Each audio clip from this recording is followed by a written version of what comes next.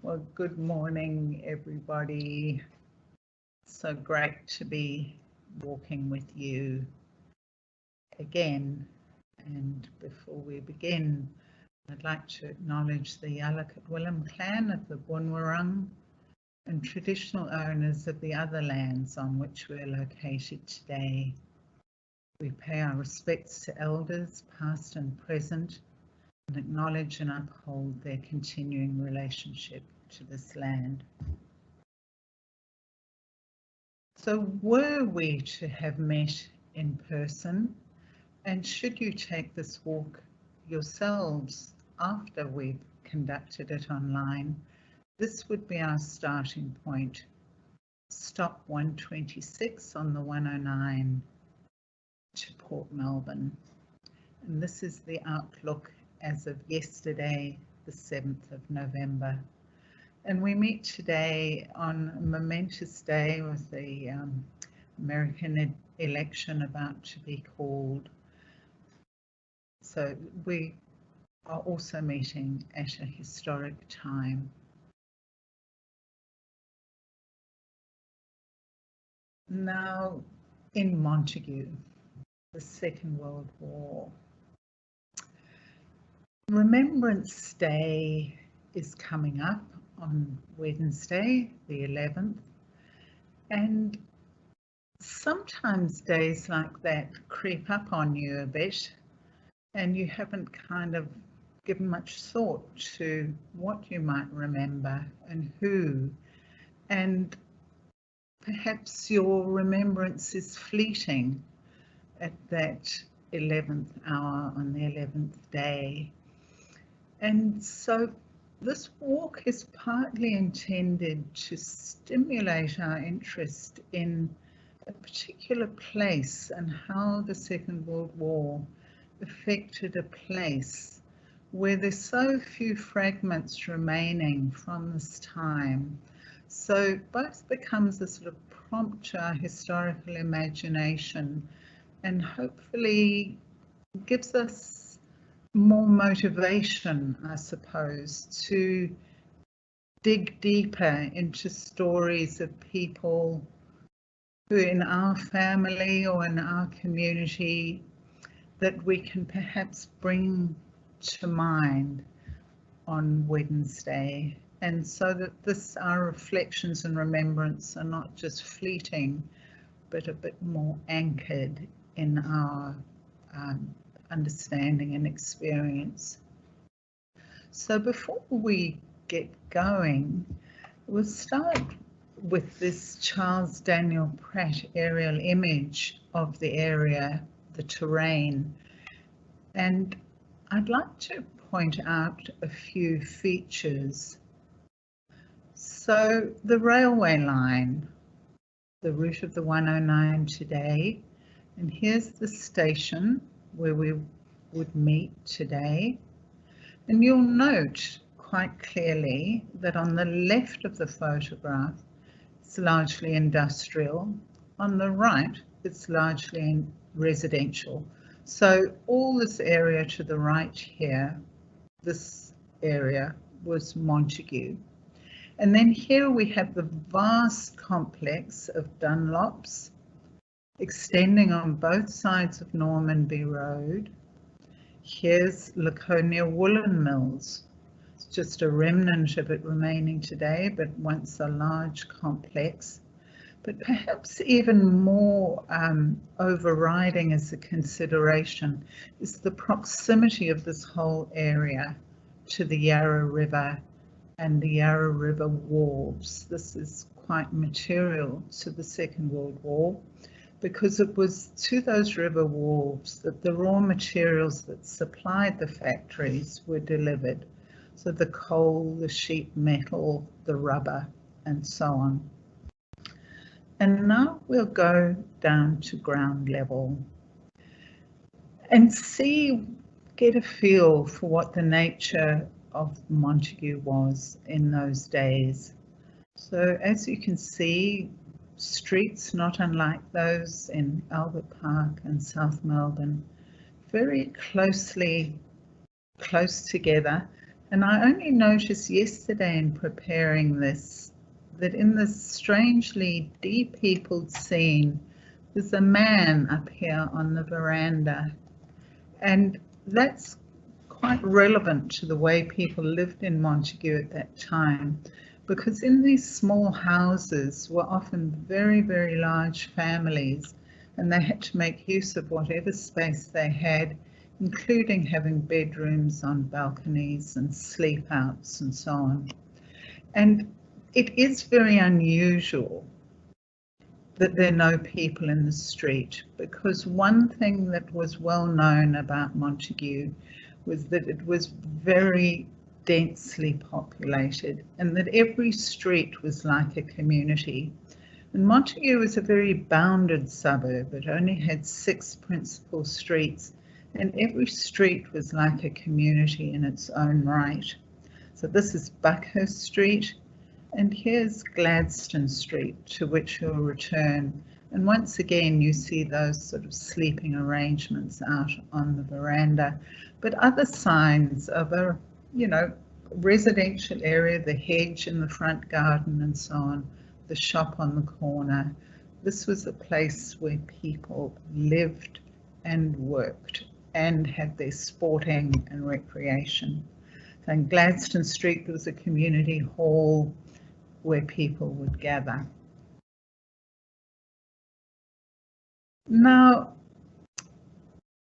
the phoney war, I've learned, applied to that period between September and May in Europe, where there wasn't much action, but in many respects it applied to the war in Australia between September 1939 and December 1941. Life in Australia, continued pretty much as it had before.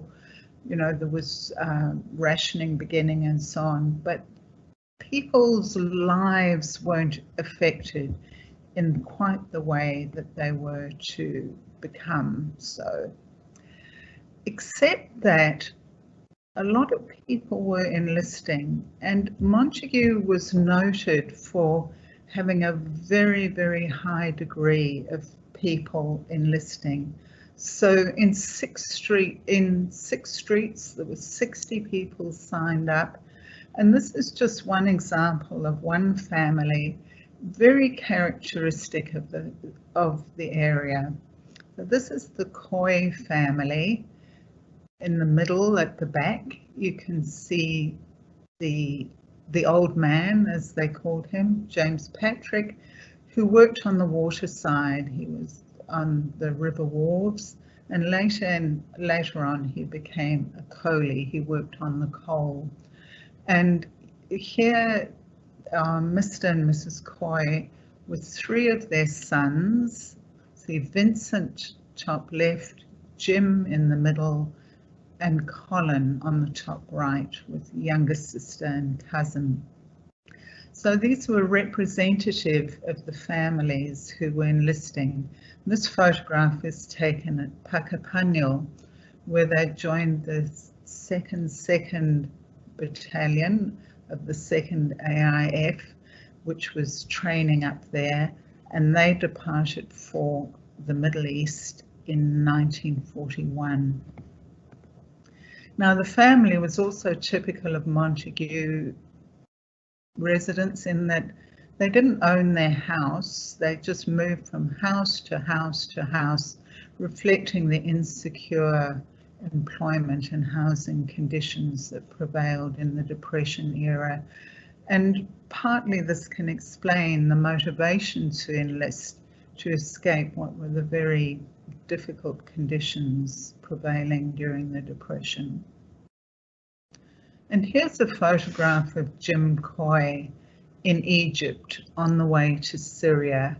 It appears that he's not yet been in a conflict situation, and it's such an amazing photograph for just being able to look face to face with Jim Coy as a young man setting off into this theatre of conflict. But things are going to change really, really significantly in Australia and these events that I'll now go through in a bit more detail.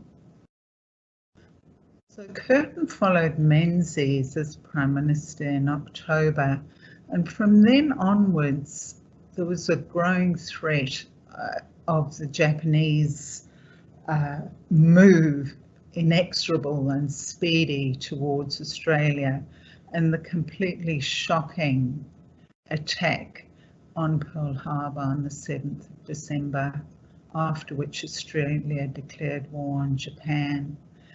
But it was in our immediate region that things were becoming really, really dangerous. Singapore, which had appeared totally impregnable, was to fall on the 15th of February.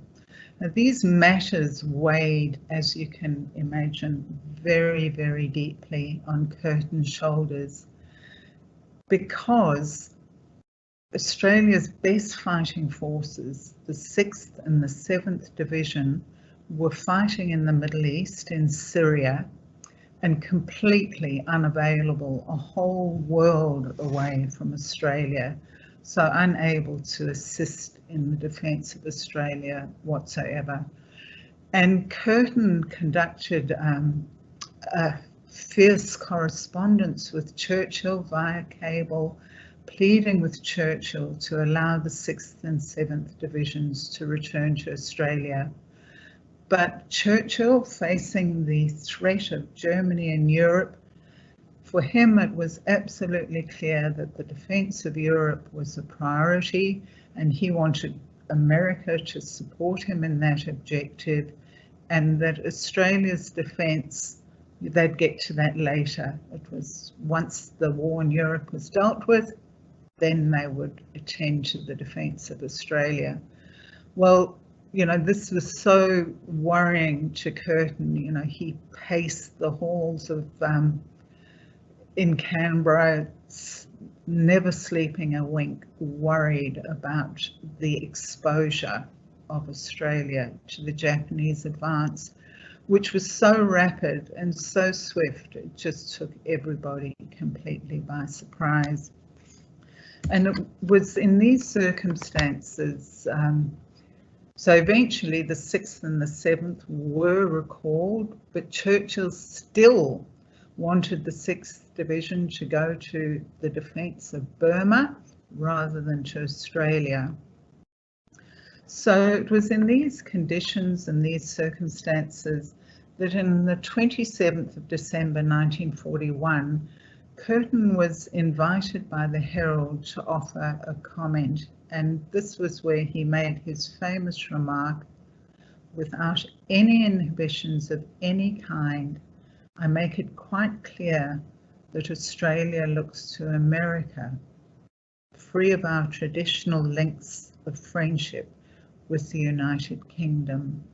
So Churchill was mighty unimpressed with that remark and sent a rebuke to Curtin. But from now on, Australia was turning towards America for its defence. But this is how things were going. You know, I put this table up here to just give a sense of the speed with which events were unfolding. So barely had Singapore fallen. And just, I think we can't imagine now just the sort of psychic shock to the nation that this last defence of the British Empire in our region had fallen. And on the Australian mainland, where we had no fighting forces mobilised, they didn't even have rifles to train with. So Australia could not have been in a more vulnerable position, if you could even imagine it. And then on 19th of February was the attack on Darwin, you know, threat to the Australian, right on the shores of Australia. And I suppose just to give some sense of the graphic sense of the proximity of these events, here's Singapore, Java, Papua New Guinea. So these were the ring of islands to the north. But Japan was just invading one after the other with success.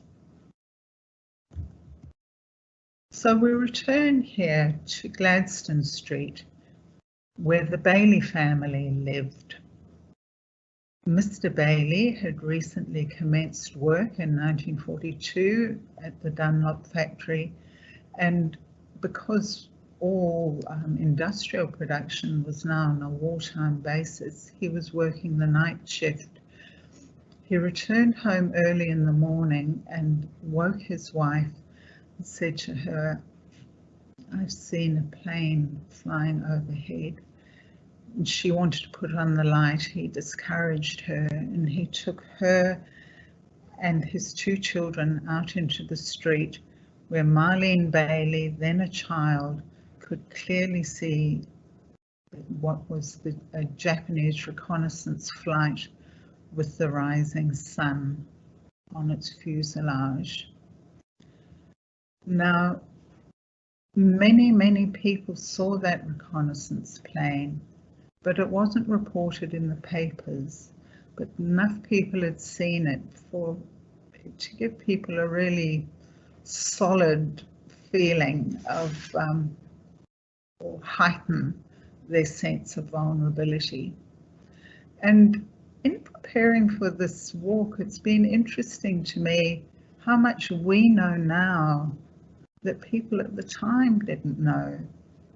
So this map, held in the State Library of Victoria, shows a British Admiralty map, I think of 1937, but which had been adapted by the Japanese Naval High Command to show all the soundings of Port Phillip, the entrance to Port Phillip at the mouth of the Yarra there. It clearly shows Victoria Dock, Station and Prince's Pier.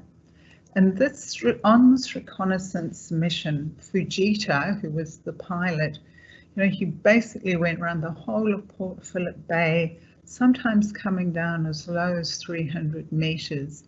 And astonishingly, his flight had been propelled from out of a submarine on King Island. Now, a man who sadly recently died, who fought in New Guinea, but before the war, worked just about a kilometre down the road from Montague, near the river wharves.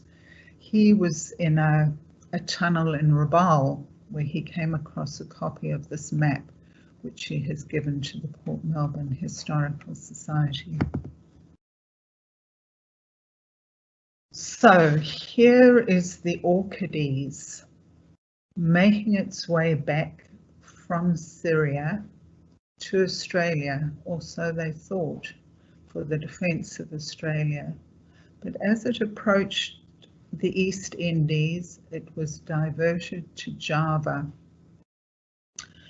and where the Japanese had invaded only days previously. Their attempt to take on the Japanese in Java was utterly futile, and within days the combined Australian, Dutch, Allies and American forces had surrendered. There were over 800 men who surrendered. And once again, for the benefit we have now of knowing that even as that reconnaissance flight was flying over the Bailey's house in Gladstone Street, the Japanese were invading Java. And on that ship was one of those Montague men to whom we have been introduced, Colin Coy, and he and another Montague boy, Henry Sykes, the son of another sort of patriarchs of Montague, were among those that were killed during that action.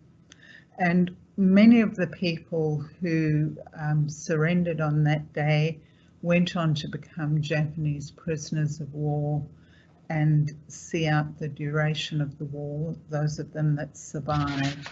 Now, to the Koi family, all they knew until 1946 was that their son was missing in action when it was confirmed that he was killed. But we know, with the benefit of hindsight, that he was probably killed in that very, very early attack in Java. We now return to Dunlops, to Montague. Now, where the Baileys lived, just for a reference point, this is Gladstone Street here, the railway, and then on the other side of the railway, the Dunlop factory.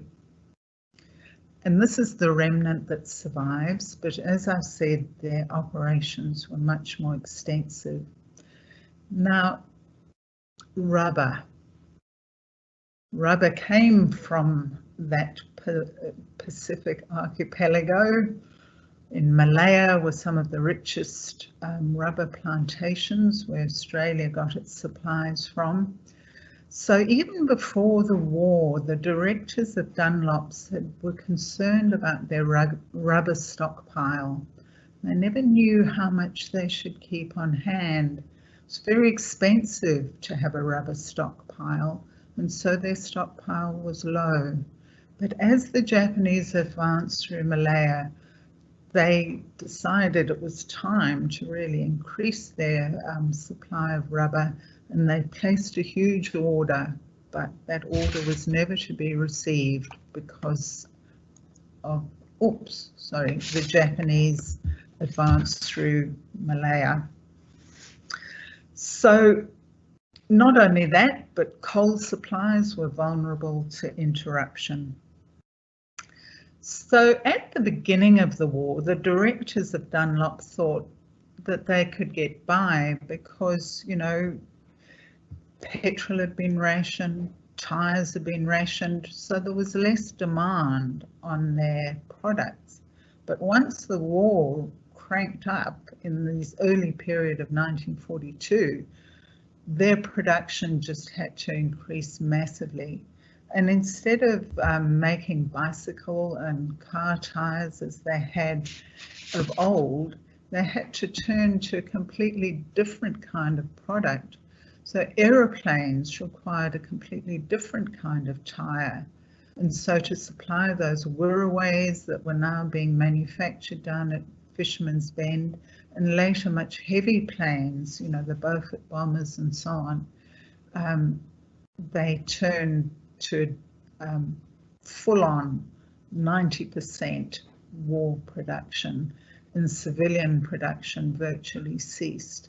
But they didn't only make tyres for cars, for the planes, they also made all sorts of medical equipment and the rubber lining for tin helmets and so on. So Montague was a huge and important strategic industry, and the directors were they were apprehensive about what this would mean for the factory.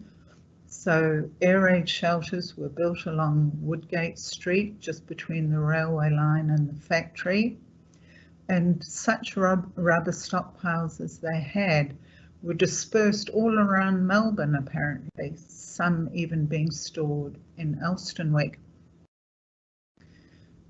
So this was the situation in Dunlops, and because the rubber supply had basically been cut off, there was an acute rubber shortage, and so rubber of every kind had to be recycled, and there were many appeals out for people to bring in their old tyres.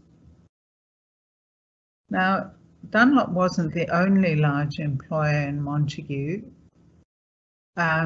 Here we are at Laconia and Son. Once again, the remnant of the factory is reproduced there on the right. So here is young Marjorie Sullivan. She had been a weaver in Castlemaine, but when the war broke out, she and a friend moved down to Melbourne, and she began to work with Laconia, and that was where she met her husband, or her future husband, and she stayed in Melbourne. He enlisted in 1943, and in 1944, I don't know enough to know, but I imagine he was in Papua New Guinea. He caught malaria, and she was very keen to go and join him. But in early 1942, at that extreme and dark hour, the Commonwealth Government had established the Manpower Directorate, and anybody who was over 16 was required to register to Manpower. So when Marjorie wanted to go and visit her husband in Sydney, she applied for permission, but the permission was denied.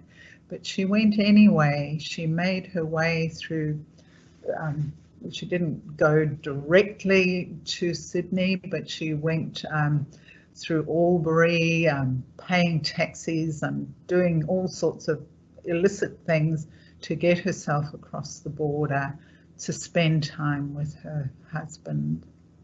And I think she was there for 3 months, but someone dobbed her in, and the Manpower Directorate requested that she return to Melbourne, which she did. And she continued at Laconia till the end of the war. But once again, you know, these workplaces were, you know, harsh, the conditions were difficult, and she got infections under her nails from all the walls, so she couldn't wait to leave. And apparently it was just unbelievably noisy, smelly and hot in there. Yet another protected industry was Union Can. This building still stands alongside the new Kirrip Park. So to feed all those troops in the Pacific, you know, thousands and thousands of them, they had to scale up in food production in a way that had just definitely never been done in Melbourne before. And American food experts were brought out to advise on all this, but all those vegetables needed to be in cans, and it was here at Union Can that those cans, both for cigarettes and for vegetables, were manufactured.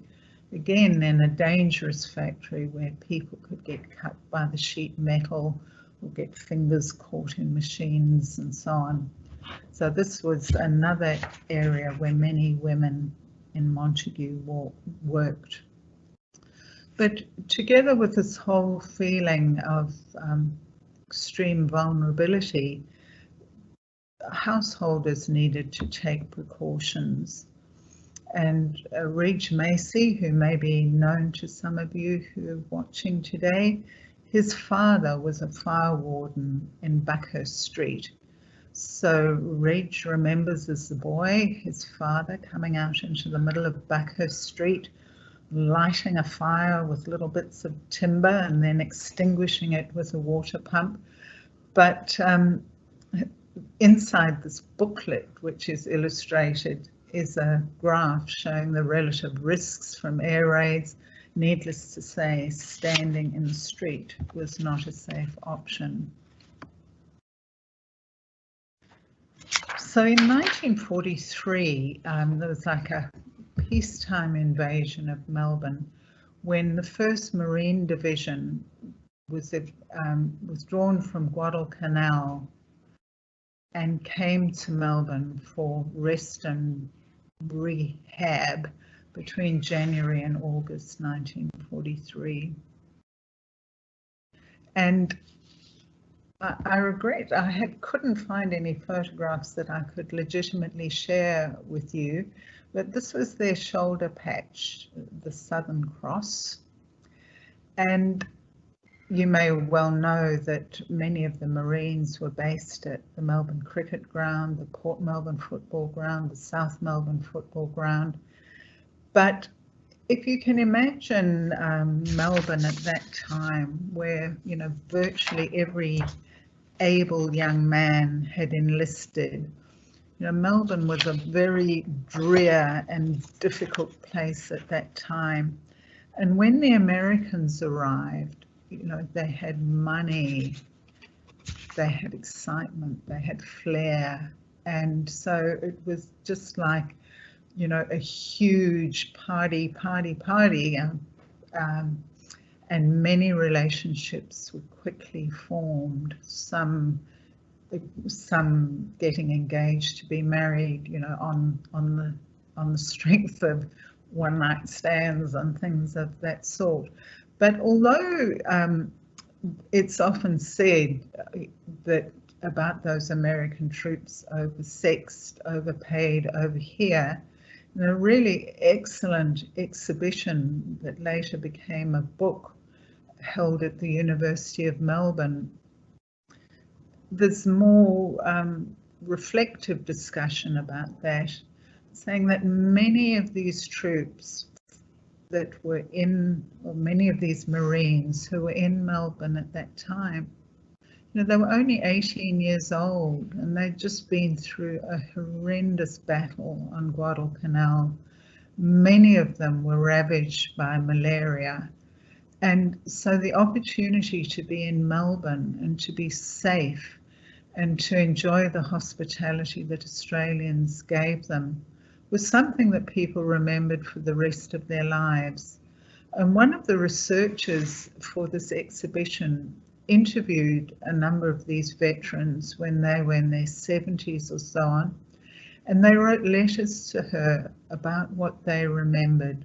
For some of them, there was first love, yes there was, but for others, they remembered the families who welcomed them in as part of their own family, where they were able to get decent food for the first time in at least a year, and where they were able to regain strength and health before returning to the campaign on Papua New Guinea. Now, Marlene, whom we met in Gladstone Street before, her aunt married an American Marine or serviceman, I'm not quite sure, and they had a successful and long marriage, and so Marlene still maintains connections with that family in America today. And here, I think Sandy might be able to help me because I wasn't quite sure if this was victory in Europe or victory in the Pacific, but these women, whose faces it's great to spend some time looking at. Clearly, you know, the photograph says it all. The long neck beer bottle, one in each hand. But not everybody were drinking. The Coy family remembers that they marched down to the pubs of Bay Street just because they could, even though they weren't drinkers. So after the war, things began to change in Montague. That close-knit community that we met at the start was beginning to change, to break apart. Some of those returning servicemen, so Jim Coy, who didn't go to Java, he went instead to PNG, where he served with distinction at Gona and won a military medal. He was very glad with his new wife, Leonore, to buy this house in Boundary Street in Montague. As I said before, their family had never owned a house before, and so you can just imagine what security this represented. And they were able then to raise their family. And Annette, who's the little girl pictured in the photograph, she said that her mother said that all they wanted to do then was just settle down and have a family. And there's Jim Coy, returned from his active service, who became a loved and respected figure in Port Melbourne until he died relatively recently, playing cricket at a competitive level. But as people moved out of Montague into the new estates, the Fisherman's Bend estate in Port Melbourne, popularly known as Baghdad, sometimes people got war service loans. But as these young people grew up and married, they tended to move out of Montague, just leaving their parents behind there.